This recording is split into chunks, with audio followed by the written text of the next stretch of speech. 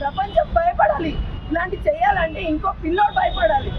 ఇప్పుడు పోలీసులు చెప్పినట్టుగా ఇన్వెస్టిగేషన్ మీరు నమ్ముతున్నారా? మీకు ఇంకేమైనా అనుమానం? నేను నమ్ముతున్నాను, పోలీసులను నమ్ముతున్నాను. ఎందుకంటే ఇంత కష్టపడి పట్టుకున్నారు ఆ అబ్బాయిని. సో నమ్ముతున్నాను కాబట్టి వాళ్ళు చేయాలి. వాళ్ళు చేస్తేనే నేను చెప్తాను చేశారా లేదా ఏంటా అని. న్యాయం జరగాలన్నది మీరే చూడాలండి. నేను అంతకు మించి ఇంకెంత ఫైట్ చేయాలి చెప్పండి. నా పాపను కూడగొట్టుకొని నేను ఏడ్చుకుంటా, బాధపడుకుంటా. నేను ఫస్ట్ డే నుంచి కూడా అదే చెప్తున్నాను, ఇప్పుడు కూడా అదే చెప్తున్నాను. నేను ఎంత బాధ, మా బావ ఎంత బాధ అనుభవించాడో అసలు తెలీదు.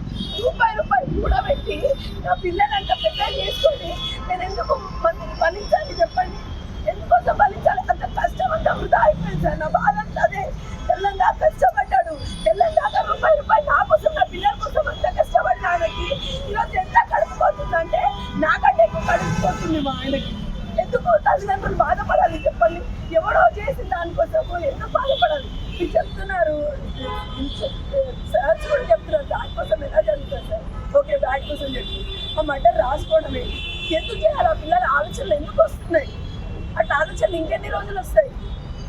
అలాంటి ఆలోచనలు వచ్చిన వాళ్ళకి ఇలాంటి శిక్షలే పడతాయి. అలా చేస్తే అని ఖచ్చితంగా కావాలి సార్, కావాలి. అసలు మా ఆయన కష్టం నేను చెప్పుకుంటే పోయేది కాదు. అది అసలు మమ్మల్ని ఎవరేం చేయలేదు.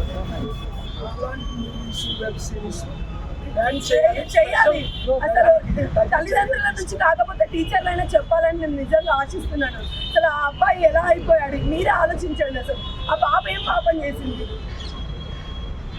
నేను అదే కోరుకుంటున్నాను. నా పాప ఒక దేశానికి బలైపోయిందేమో అని అనుకుంటాను. నేను నిజంగా చట్టం చేస్తే మాత్రం నేను అంతే అనుకుంటాను సార్. న్యాయం జరుగుతుంది నేను అంతే అనుకుంటాను. లేదంటే ఇంకా నేను ఈ దేశాన్ని నమ్మడం కాదు కదా. అసలు నేను ఎవరైనా నమ్మలేను.